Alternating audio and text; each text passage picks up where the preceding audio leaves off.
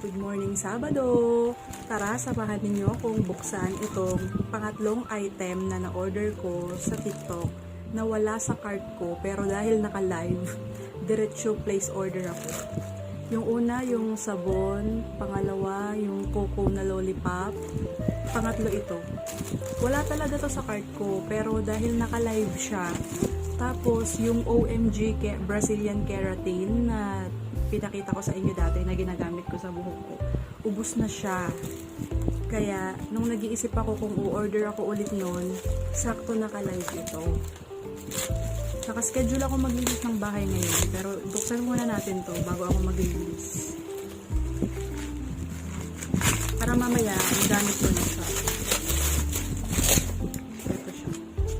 Si Botox Keratin Hair Mask at si Argan Oil. So, yung in-order ko na OMG Brazilian Keratin, Argan Oil din yon. Tapos, ito, Argan Oil. Sabi dun sa live, after mo mag-shampoo ng buhok mo, lalagyan mo nito.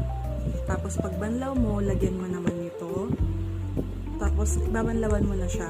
Pero, parang gusto kong, alternate. Gusto ko siyang itry ng alternate. So, ito siya. Ganito siya kalaki. Again, nakuha ko lang to ng live, kaya, kailan ko yun in-order?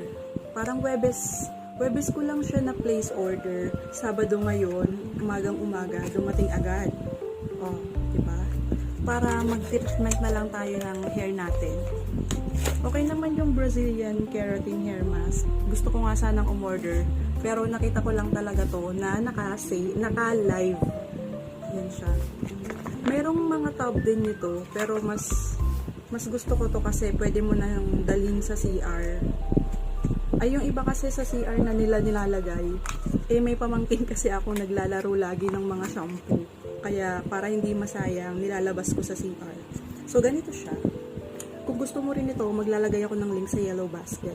Dalawa na siya sa isang order mo. Ganyan siya. Thank you. Try it.